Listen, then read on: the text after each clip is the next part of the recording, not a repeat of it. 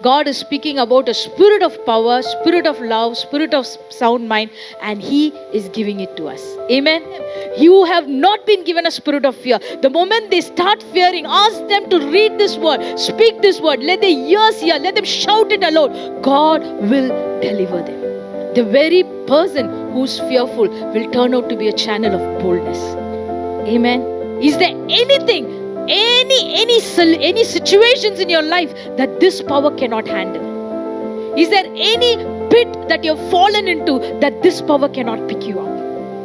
Is there anything that you're caught up with that this power cannot take you out from? What is that you're staring at your life today? What is that you find it so difficult and deep within your grumbling and mumbling and complaining? What is that troubles you from inside, just destroys your faith, just discourages you so much? Can you look at it and say, the power that God has given me is far greater than what you are today?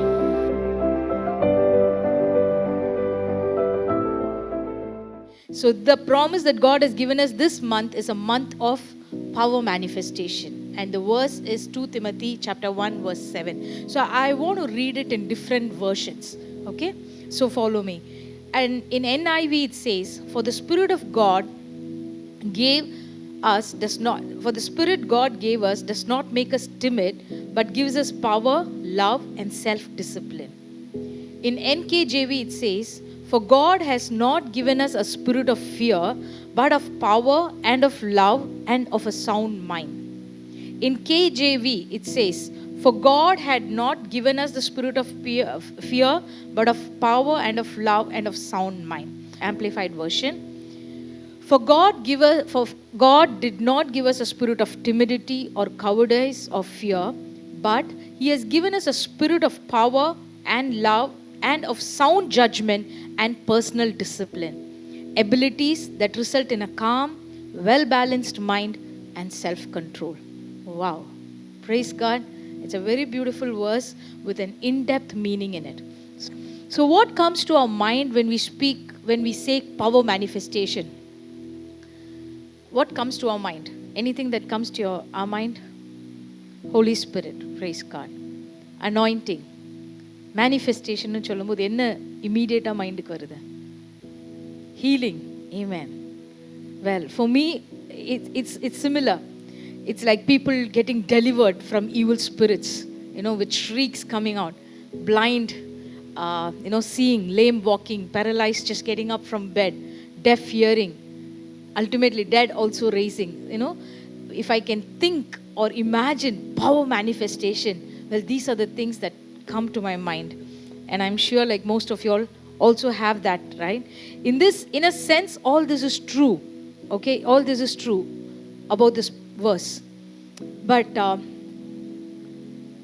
this particular verse does not only speak about we being a spectator and watching it. Imagine we see suddenly in this church now, I don't know, everybody has good eyesight, right? Everybody can see. If there are things that is inside of you that is fault, I have no clue how we will come to know. But imagine there's a wheelchair person here and he just walks up and we all see that and we immediately say, wow, what a powerful manifestation of God, isn't it? It's a power manifestation of Holy Spirit happening in this place. Praise God for all that. All that is important. All that also encompasses power manifestation.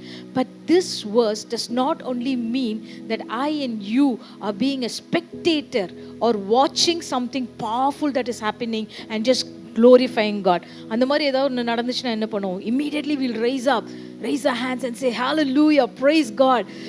Thank you, Jesus. It's an automatic response that comes from us to praise God. Nothing wrong. Absolutely fine.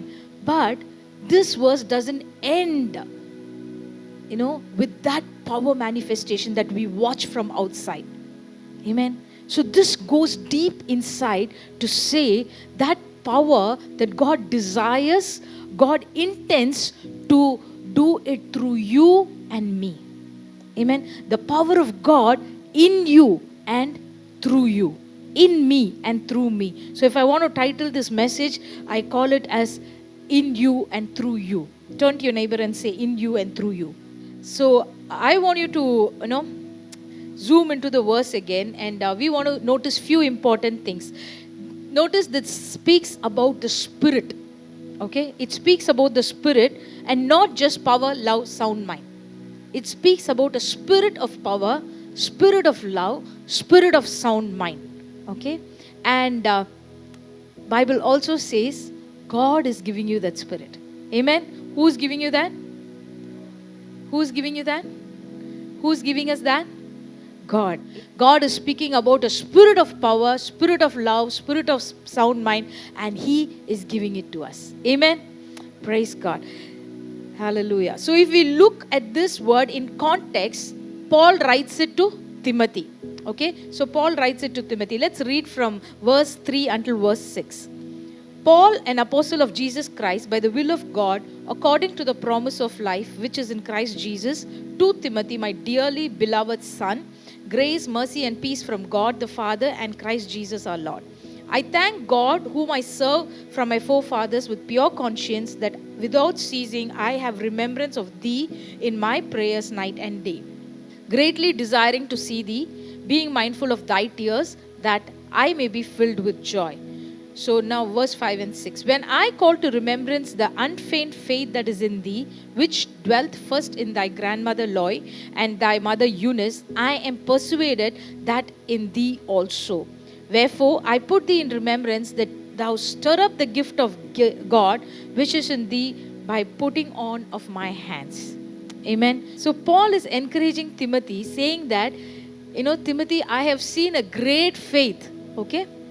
I have seen a great faith in your grandmother. Okay. I have seen great faith in your mother Eunice. And now that I'm so persuaded that I see that faith in you also. Okay. And he's telling, I see all this great faith in you, but I also want you to, I want to remind you, Timothy, there is something that happened. So when I laid my hands on you, there was an impartation of God's gifts in your life. Okay. I want to remind you to stir up that gifts.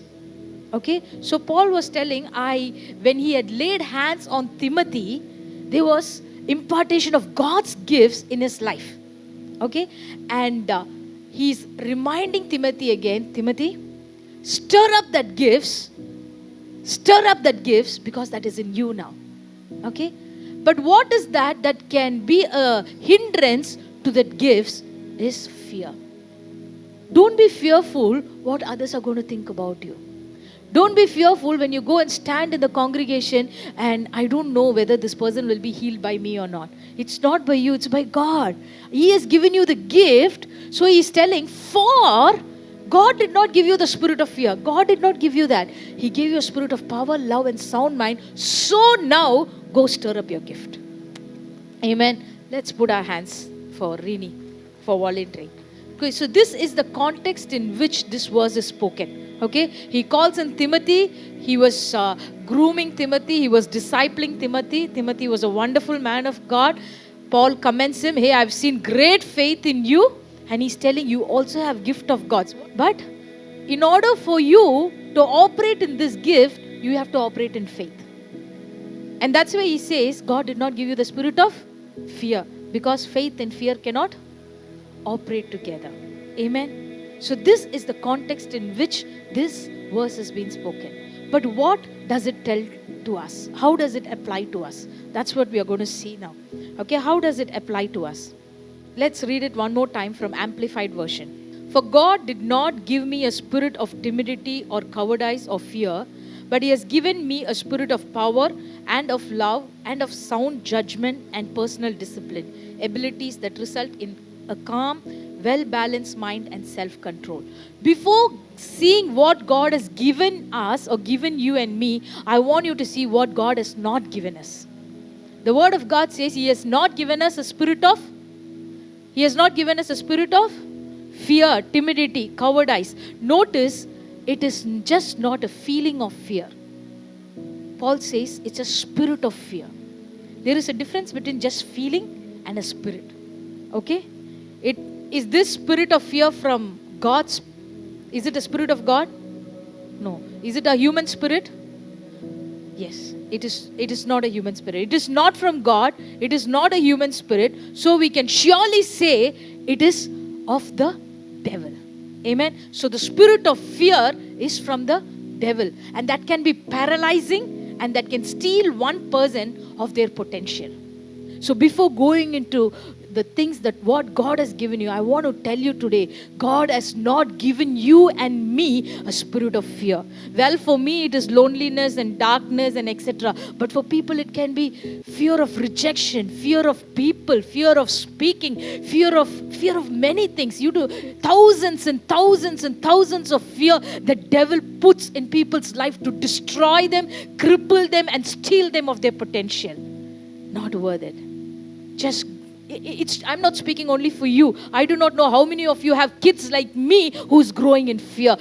Nothing. You can take them away. You can stop them from seeing certain things. Yeah, you can use wisdom to do certain things, but that is not going to bring them real freedom. The real freedom, teach them the word of God. Show them that God has not given them the spirit of fear. It is not in them at all. Amen. Praise God. Let the children know from their body, especially if you have kids who are scared. Speak on to their lives. They will understand. Tell them, you have not been given a spirit of fear. The moment they start fearing, ask them to read this word. Speak this word. Let their ears hear. Let them shout it aloud. God will deliver them. The very person who's fearful will turn out to be a channel of boldness. Amen. Praise God. Now that we have seen what God has not given us, let us see what God has given us. Amen? Are we ready to see? Praise God. So what has God given us? God has given us a spirit of power, love, and I'm not going to say sound mind. Today we are going to speak about self-discipline. Amen? Praise God. So let us first see the spirit of power. What power are we talking about? Turn with me quickly to Ephesians chapter 1, verse 18 and 19. I pray that the eyes of my heart may be enlightened, in order that you may know the hope to which He has called you, the riches of His glorious inheritance in His holy people, and His incomparably great power for us who believe. Amen. Praise God. Paul is speaking to a believer like you and me. Okay. So Prakash is a believer. God is speaking to him. So he knows God. How many years ago, Prakash? 10 years ago, he knows God. He is from the darkness to light already. He knows Jesus. Okay. Paul is praying this prayer for such a man who already knows God. He's speaking and he's praying for a person who's a believer. Okay. So he's telling, I am praying, Lord. Paul is praying. Okay. For example, if I'm Paul, Paul is praying, Lord, I'm praying that the eyes of their heart be enlightened. You know, imagine this in the render light, if it is switched off, it's going to look dull, right? Yeah, enlightening is light being shown. So Shruti looks so fair. Actually not very fair, okay? But with the lights on, I really look fair. It has enlightened my face, okay? So God is telling there is something that has to be enlightened so that He can know, He can see, He can understand. Though he is a believer, he knows Jesus, he knows Holy Spirit, he knows God the Father, but still there can be areas in our lives that we are not enlightened to. Okay, so what are the 3 things that he is praying for? Number 1, I am praying that your eyes will be open or enlightened to see, to know the hope of your calling. You are born with a purpose. I created you with a purpose. I made you born again with a purpose. So the hope of that purpose, the hope of that calling, number 1, you will come to know. Secondly, the riches of His glorious inheritance in His holy saints. Ennala inheritance irukku? What do you think is the inheritance that Prakash has? Righteousness, riches and wealth, forgiveness of sins, intimacy with God, seated in heavenly realms, sons of God. See, it speaks about everything that Jesus has done on the cross. It speaks about everything that God gave Abraham. I will bless those who bless you. You know, I will make your children as stars of the sky. I will make you the most richest person. So every blessing that God has given us through Christ Jesus is the richest that is available for you. And thirdly, and most importantly, what we are seeing today, the great power that is available for you as you believe. Amen. Thank you, Prakash. So 3 things we saw. That our eyes will be enlightened to see the hope of the calling, the riches, and the great power that is available for us who believe. For us who நம்ம விசுவாசிக்கிற எல்லாருக்கும் இருக்கிற வல்லமை. Okay, the great power for us who believe. So God says this power is a power that is available for every believer, but you and I may not know it, that it is there for us, that is there inside of us. So Paul is praying that I'm praying that your eyes may be open to see that power. Amen. But what power is that? Power ங்கறீங்களே, what is that power that you're speaking about? This power, God, in verse 20 it says, that power is the same as the mighty strength he exerted when he raised Christ from the dead and seated him at the right hand in the heavenly realms, far above all rule and authority, power and dominion, and every name that is invoked, not only in the present age, but also in the one to come. So now we know that he has firstly given us the spirit of power. What is that power? What is that power? He's showing us an example, or he's telling us, and the power edukku eedagum theriyuma, what is that equal to? It is equivalent, or it is equal, or it is same as the strength that God exerted on Jesus Christ to bring him back to life. Lifeல கொண்டு வந்து, not just making him sit on the earth, but raising him to the heavenly places far above all powers and principalities. Amen. That is the power, the strength that is available for you and for me as we believe. Amen. See, Lazarus was also dead.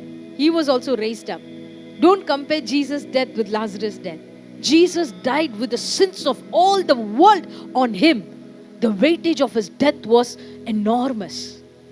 Amen. And as he was going down, his primary job was to take the keys of Hades and hell. So as he was raising up also, his weightage was enormous. And the strength that was required to lift him from the pit of the hell is the greatest power that is available on the whole earth and heaven. Amen. There is no power that can be far exceeding this power that God is telling us. He could have told easily, I'm giving you the power like David, like Goliath, you can just lay him down. He could have told you easily that like Gideon, I'm giving you the power. I'm giving you power like Jonathan. I'm giving you power even like, raising up Lazarus. No, God did not limit. He said, I'm giving you the power. That power is the same power that I exerted when I had to raise my son from the dead. Hallelujah. Praise God. And that is the power that is available for you and for me today as we believe. Let us not say this word simply, God has given me the spirit of power. He has given me the spirit of power, and that power is the power which exceeds any problems that you may face in your life. Is there anything, any situations in your life that this power cannot handle? Is there any pit that you've fallen into that this power cannot pick you up? Is there anything that you're caught up with that this power cannot take you out from? Personalize it for yourself. Okay, this message will go as a message and nice words if it is not personalized. It is for you. What is that you're staring at your life today? What is that you find it so difficult and deep within your grumbling and mumbling and complaining? Few of us good children, since we have learned not to grumble outside, but inside we are just grumbling. What is that troubles you from inside? Just destroys your faith, just discourages you so much. Can you look at it and say, the power that God has given me is far greater than what you are today? Amen. It is a power which raised Jesus from dead. That power can create things in you, that can give birth things in your life. What are the things that is dead in your life? Speak onto it, look onto it and say, hey, you are coming back to life. If Jesus can be raised from death, there is nothing that can stay dead in your life, in your body, or in your situation, or in your things that is around you. Amen. That is a spirit, that is a power that God has given. Okay. And if you notice, God said he exerted, right? How did he exert? I want you to see that. How did he exert? மேல உட்கார்ந்திருந்தாரு, and he says he exerted the power to raise him. Let us read that verse from it is from Romans 8:11, one of my favorite verse. Romans 8:11. But if the spirit of him who raised Jesus from the dead dwells in you, he who raised Christ from the dead will also give life to your mortal bodies through his spirit who dwells in you. Amen. So எதையோ வெச்சு power கொடுத்து எழுப்புனேன்னு சொன்னார்ல, what is that? This verse says it is the spirit that raised Jesus from the dead. Okay, and that spirit is living in you and me. And that spirit which is living in you and me will give life to your mortal bodies. Let me tell you, just hold on to it. People have got tremendous healing just by standing on this word. Tremendous healing. It is not speaking about your immortal body. Immortal body settu poitu ஆண்டவர் நமக்கு கொடுக்க போற new body. It speaks about your mortal body, today's body, the body filled with dust, flesh and corruption and everything. He's speaking about this body today. This body can have life because the Spirit of God dwells in you. Why can it have life? Because the Spirit gave life to Jesus Christ when he was, from the dead it raised him. Amen. I really want you to take a couple of minutes, close your eyes, especially for those who are sick, any ailments in your body. It's a minute of complete belief in your heart. Lord, the Spirit of God is dwelling in me. I feel it, I don't feel it, it doesn't matter. But the word of God says it's that Spirit that dwells in you. Lord, I accept and I acknowledge that it is the Spirit of God that dwells in me. And whatever sickness that you name it today, you can say, Lord, that you're raising me up from that. You're giving me life to my mortal bodies. You're giving me life to that part of my body. Lord, you give me life to my knees. Lord, you're giving me life to my womb. Lord, you're giving me life to my eyes. Lord, you're giving me life to my hands. Lord, you're giving me life, Father God, to my heart. Lord, you're giving me life, Father God, life to every single cell in my body. Thank you, Lord. Amen. Amen. So if there are times in your life where you are stuck and if you're not able to move, okay, unexpectedly, unexpectedly there is an attack from the devil, just attack him back with a word saying that the Spirit of God dwells in me. Amen. The Spirit of God dwells in me. So I have written here, Wake Up Church. I don't know why. In between I've written Wake Up Church. So I'm telling you all, wake up. Okay. Turn to the neighbor and say, wake up. So if you're keen on experiencing this in your life, let's just do what Paul said. Okay. So it is this spirit of that power God has given us. ஏதோ சும்மா spirit power கிடையாது. This spirit which raised Jesus from the dead, and that power that he used to raise him is that he's given us. Amen. And that dwells inside of us. How do I experience this? எனக்கு தெரியுது இது இருக்கு எனக்கு கொடுத்திருக்காங்கன்னு, but how do I experience this? If you're very keen on experiencing this in your life, just do what Paul said. Pray over yourself. He prayed for Timothy, he prayed for all the saints, but for you now, pray for yourself. Just keep your hand on your head and pray, Lord, open the eyes to enlighten me to know the exceedingly great power that is available for me even as I believe. Lo and behold, you will start experiencing it. I'm not just saying this as words. Okay? I wanted to share this testimony a couple of weeks ago, but I'm taking this time to share. Abhaya was asking for tongues when her birthday was last year, and she did not get it. She was praying, and I was also praying along with her. I had a deep desire in my heart. Lord, there are so many people who are praying for tongues, right? Lord, give me. I've seen GPS uncle, so many people, especially GPS uncle, who not just in our camp, but many camps, not many camps. Another camp that we attended, the moment this man stands and during the last day, God will just pour out. He lays hand, he doesn't lay hand, people will start speaking in tongues. I was like, Lord, it is a power manifestation. I have seen it through my eyes, I've seen it. Wow, Lord, power is manifesting, and I've been happy, and it's glorious. But God put a desire that, Lord, I want to lay hands. Let that power pass in and through me. Let me be a blessing, Lord. I started praying for that, and this child also started praying that she wanted the tongues. But as days went by, it's almost 7-8 months now.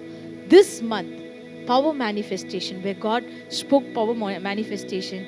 Me and my husband, we had some talk about it, and I was just thinking, okay, what big power manifestation? I literally had this thought, okay, what Lord, what power manifestation are you talking about? But the next week was the Power House prayer. Praise God.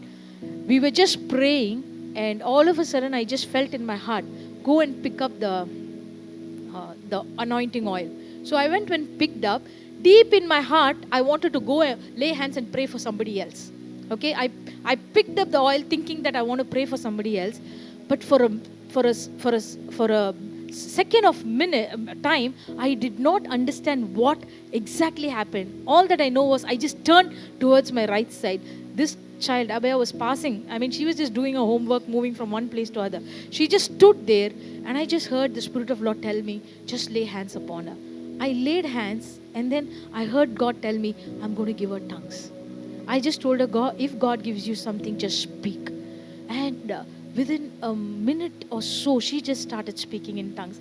And the child wouldn't stop for almost 45 minutes, 1 hour. And praise God. Praise God. And after that, I after everything finished, I was just sitting back and I was just thinking, Lord, you are faithful. Power, manifestation, you see outside, but God can operate in and through you. Make you a channel of blessing where His power can flow to bless others with a manifestation of the Spirit. Amen. Praise God. Not always manifest on us, Lord. Give us, Lord. It can also be, Lord, especially when He uses you as a channel. Spirit of power flows in and through you. Yes, your life is blessed, but He's going to bless others' life. Amen. Praise God. Experience it. It is real. And there is nothing that is involved. It is just asking Daddy God. If you had asked for many, many days now, do not hold. Your time is nearing. Amen. Praise God. Praise God. So let's move on. So the first one is the spirit of power. Next, the second is the spirit of, God has given us the spirit of love. Okay. எப்படி தெரியும் நமக்கு அந்த love கொடுத்திருக்காருன்னு? Romans 5:5. Hope does not put us to shame because God's love has been poured into our hearts through the Holy Spirit who has been given to us. Okay? God's love has been poured into our hearts. Which love? In Bible there are 4 kinds of love that's said in the scripture. Okay, 4. It's communicated through 4 Greek words: eros, storge, philia, and agape.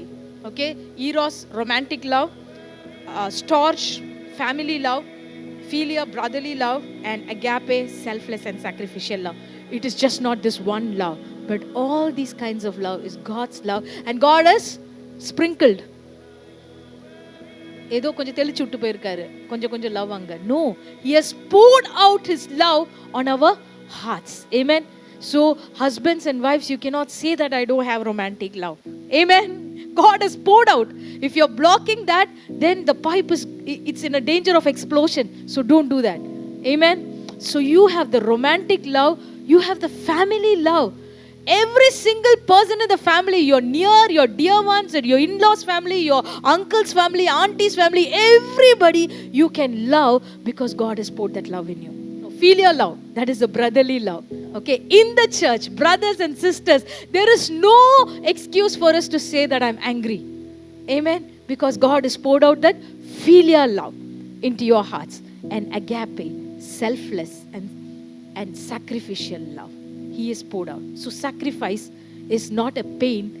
It will come easily because He is poured out that love in our hearts. The only thing that can be a stop or a hindrance to this is unforgiveness. Likewise, for the spirit of power, one thing that can stop it is disbelief. Okay, so let us not be disbelieving. Let us not be unforgiving. And finally, He has not given us a spirit of fear, but spirit of self-discipline. Praise God. Let's just read it faster. So this is one spirit everybody wants it, desires. Most wanted fruit of the spirit, self-control. People try n number of times and fail miserably. Praise God, praise God. Let me tell you today. So this spirit is not for you to try to achieve it. Okay, நான் இதெல்லாம் சாப்பாடு control பண்ண போகிறேன், என்னோட ஆங்கரை control பண்ண போகிறேன், என்னோட வேர்ட்ஸை control பண்ண போகிறேன், என்னோட இது கண்ட்ரோல் பண்ண போகிறேன், அது கண்ட்ரோல் பண்ண போகிறேன். No, this is not for us to try to control and then achieve and become a person who is self discipline. No, He has given you the spirit of self-discipline. Let me tell to you, every single person, shout aloud in your ears, He has given you the spirit inside of you is a spirit of self-discipline. Amen. You can stop it by not being disciplined. Okay. Only one item which will cause your whole body to turn around is your mouth. Because in James chapter 3, go home and please read the entire chapter. It says a man who controls, a man who knows to control the words in the mouth is the one who knows to bridle his whole body. He can control the whole body. Okay. And if he cannot control, if he let loose his words, his whole body is in chaos. If you really are keen in knowing that you are a self-disciplined man, self-disciplined woman, check your mouth. What are the words that you speak? Check your words. Not me. I'm not saying, it's Bible which says in James chapter 3. The words can direct you into good, into bad. Words can destroy you because it says the tongue has the potential to kill, destroy your whole life. It can set the whole forest on fire. One hurtful word, one wrong word, one strong word, one unforgiving word, one word that comes out of, why do you speak that? Or why do I speak that? Let us just think for a second. I speak such words because of something that's happening inside of me. Not because other person is angering me, not because other person is upsetting me, not because other person is not doing that work. It comes because of the abundance of what's there is inside of me. So you speak a nagging word, hurtful word, and don't blame the other person. Say, you are doing this to me, that's why I'm speaking all this word. No, out of the abundance of your heart, it comes out of your mouth. And God today says to that person, you have the spirit of self-discipline, which means you know to bridle your tongue. You know to tame your tongue. You have the inherent capacity to put shut to the words that are not supposed to be spoken. Amen. And with the same mouth, you can bless God. You can bless people. You can create destinies for your life, your children's life, your family life, and everything. And let us use it so that we can control our whole body. Amen.